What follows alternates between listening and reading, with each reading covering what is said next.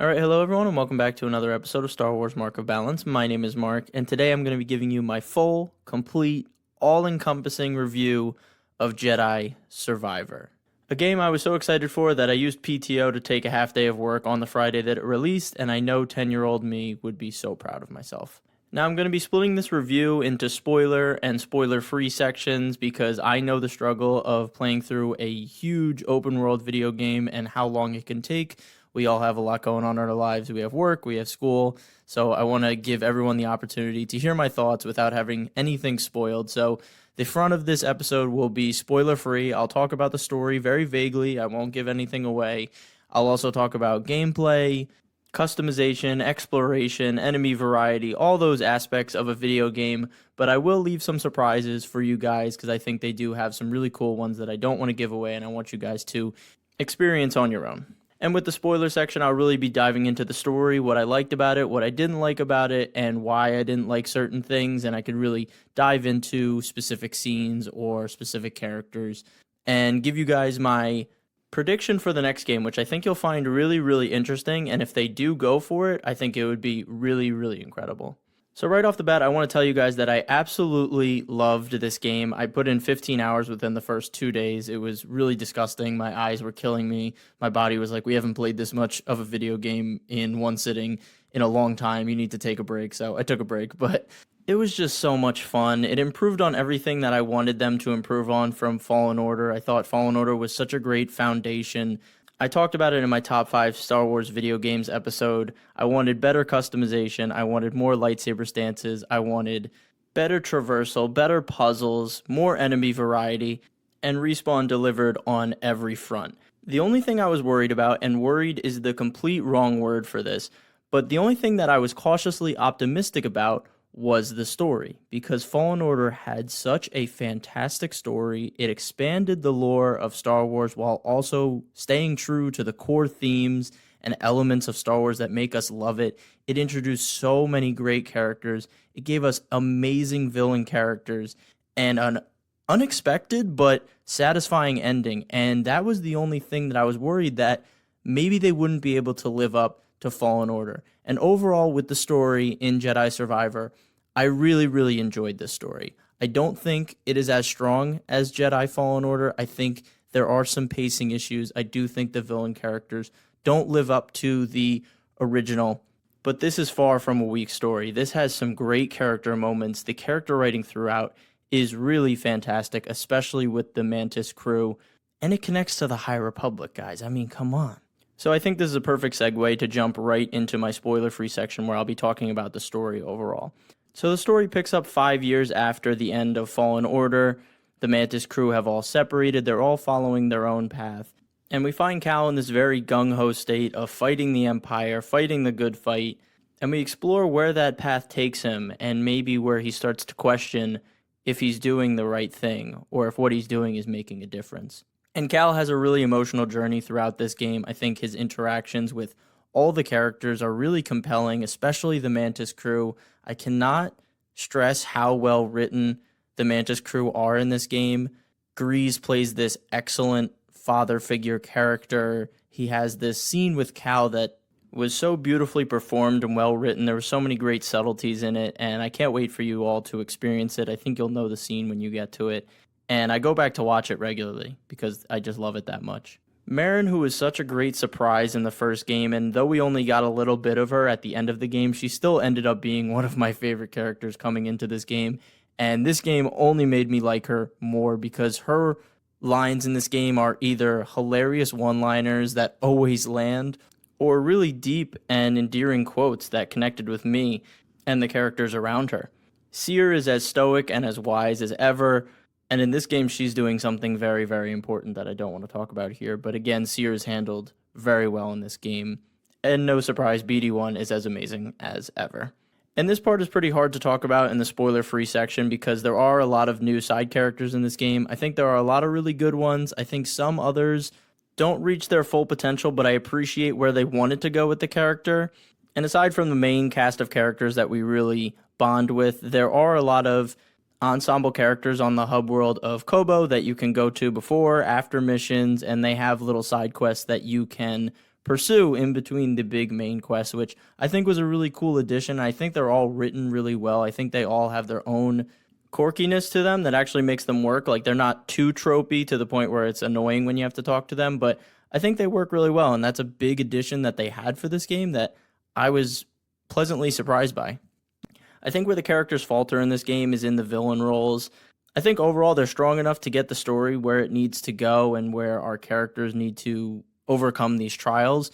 But at the end of the day, I think they didn't reach their full potential. I enjoyed some much more than I enjoyed others, but I think overall, compared to Trilla and Malicos in the first game, it was a bit of a step down for me. And again, this is not saying they're bad in any shape or form, but I just think there was a little bit left on the table there. And this kind of bleeds into the plot structure. I think the beginning of the game has this great pace where every time I finished something, there were so many great questions that were asked that I wanted to go to the next mission right away, but I knew I had to explore, so I would do some exploring. But then towards the later half of the game, I think that pacing becomes a little bit more jumbled, and I couldn't really get a bearing of what part of the game I was at. I was like, I'm really powerful right now. I have a lot of stuff unlocked, but I still feel like there's a lot of story to tell here. And then before I know it, I was at the end of the game and I was like, wait, I feel like I was just getting to the meat of the story and it just kind of ended, which is unfortunate because I think it's still a very strong story, but I just think the way they paced it out with the villain characters makes it feel a bit difficult to gauge where you're at in the story. And I think that'll make sense as you guys play through it. And this just might be a symptom of this being the middle game in a trilogy because I very much think we're going to get a third game. And you know when you have a trilogy of something, the middle movie has a lot of jobs to do. It has to answer some of the questions from the first movie while also introducing new ones that have to be solved and resolved in the third one, but also be its own thing at the same time. And I think Jedi Survivor does toe that line really well, but I do feel that because we don't know where this story is going to end, it's difficult to judge right now in the present. So that might also be a contributing factor. But I do want to reiterate that this is a really good story, and I think the character focus of this one is its strongest aspect and maybe not the plot overall. And I think ultimately that was their goal with this game. And I do have a really interesting idea of what they could do with the third game, but I'm going to wait for you guys to finish the game so you can come back and listen to the spoiler section that I'll have later on in this episode. And for all of you that are listening right now that did finish the game, get excited because I'm very proud of this potential theory.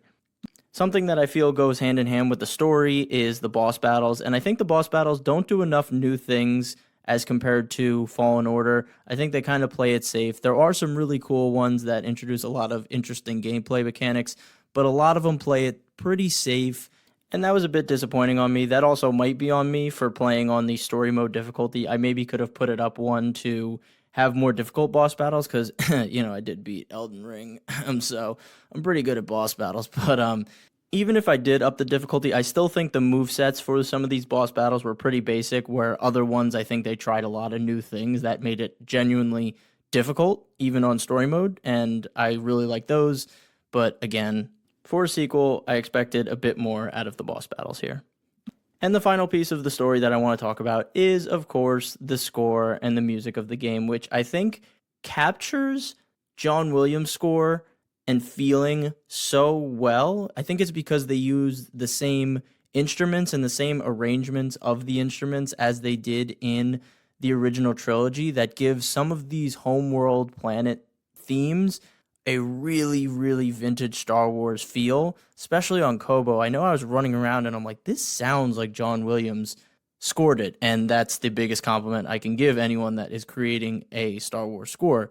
And I always love when there's a motif brought over within a certain piece of this universe or a piece of media in Star Wars. Like Andor now has this rebellion theme that anytime you hear it, you're like, that's Andor. And with Fallen Order, you have that da-na-na-na for their games, and now in the score you can hear that melody weaved throughout the tracks, which is really cool because I'm like, yes, this feels like Fallen Order. It has its own feeling now, which is cool.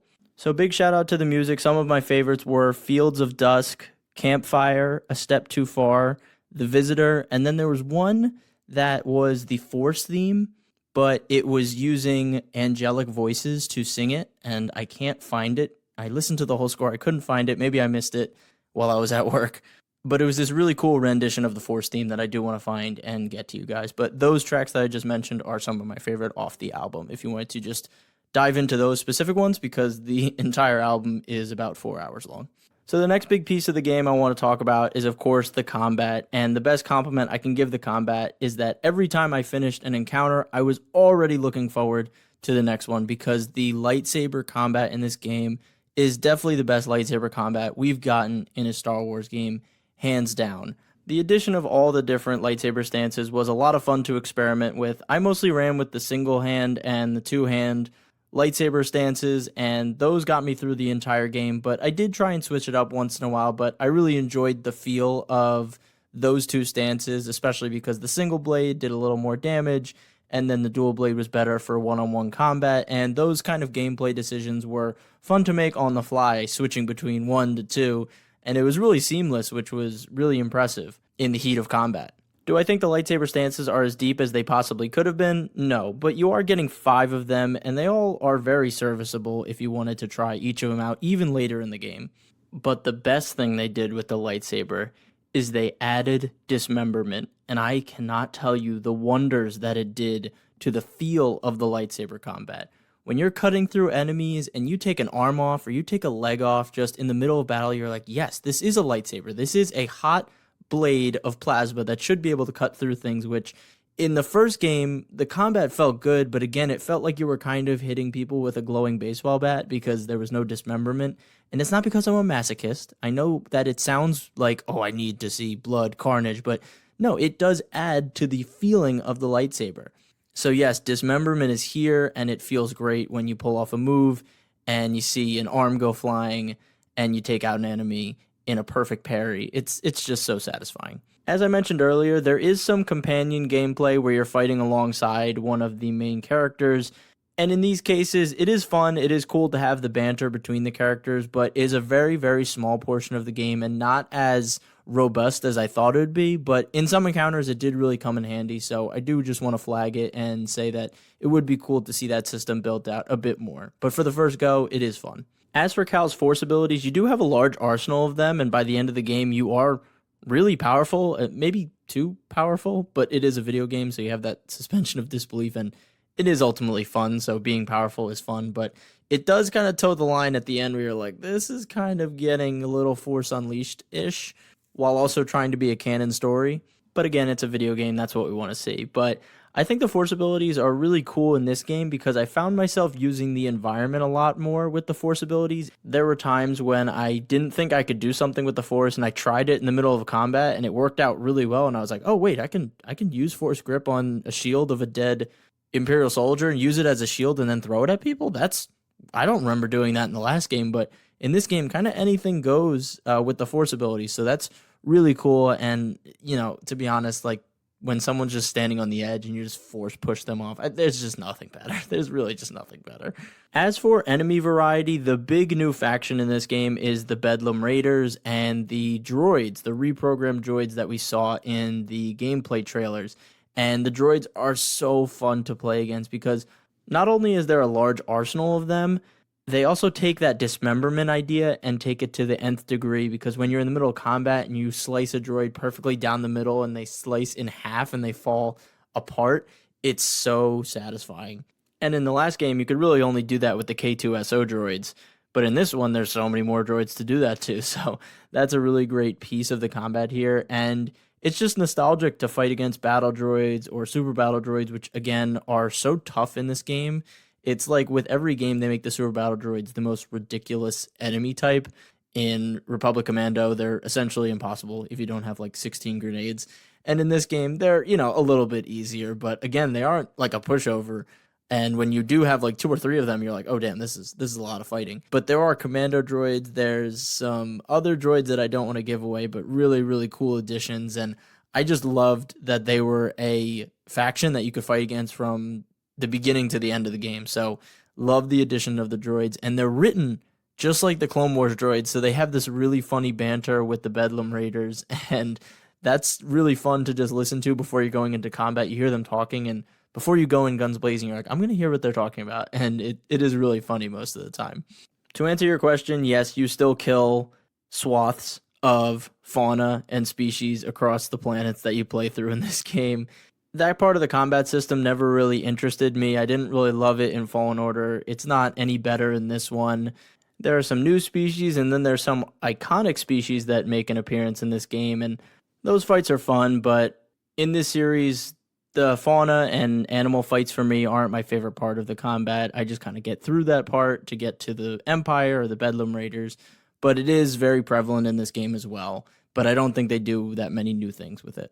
But at least in this game, you can befriend some of the fauna, which is nice. As for the Empire in this game, they're pretty much the same, which I don't really have a big issue with. There are some surprises towards the end of a game where they introduce some new enemy types, but for the most part, you're pretty much fighting the same Imperial enemies. And again, I don't think that's a bad thing because it's the Empire. They're not going to have this huge overhaul of the systems, but maybe adding new move sets for Purge Troopers would have been a good idea. I think the Electro Staff Purge Trooper fights the same exact way in this game as they did in the last game, so I already knew the moves that it was going to do, so that was a bit underwhelming. So I wish that they kind of upped the Purge Troopers, because they were like the big bad enemy in the last game, and now they're kind of just one of the regular enemies in this one.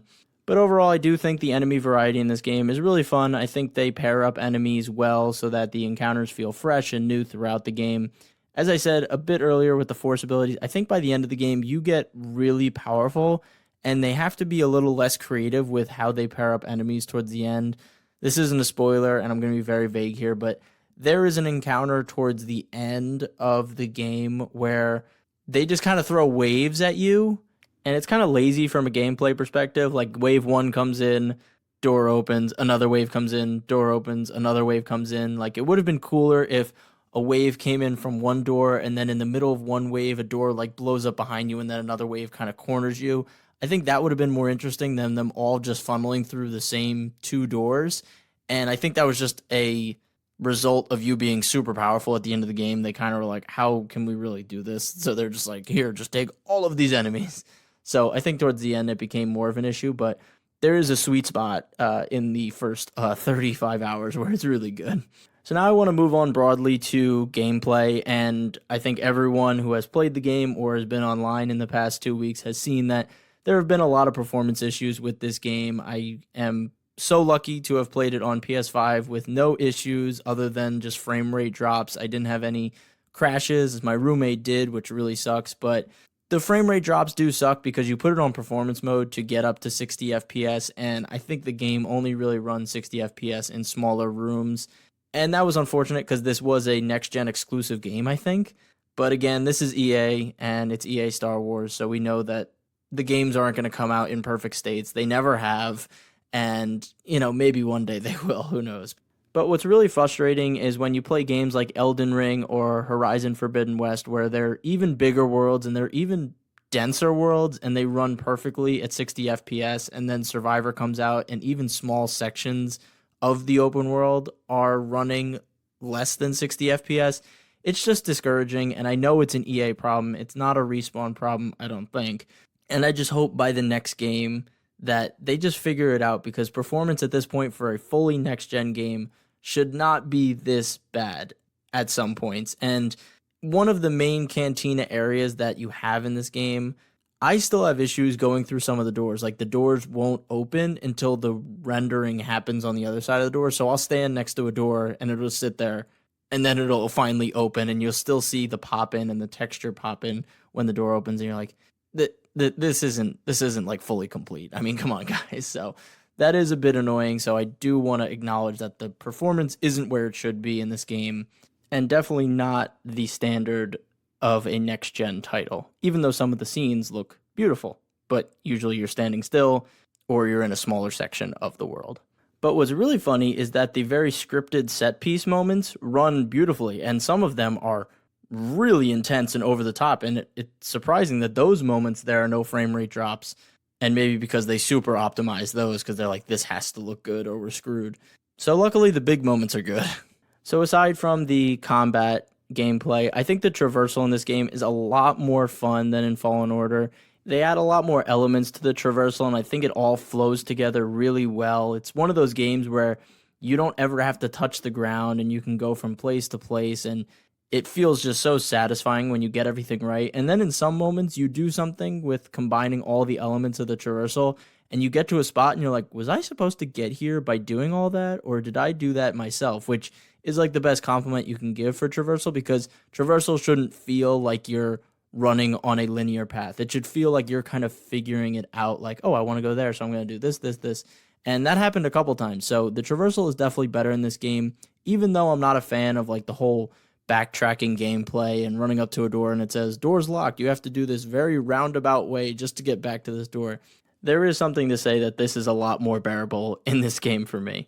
Although it is really funny to think about like a door being locked and you having a literal lightsaber in your hand that you can't just cut the door open with. So that's just a product of video game design. You kind of have to do it that way. But in your head, you're just like, this is a door. I can cut it open. Why do I have to do 16 somersaults and 5 backflips and use this rope to get around here?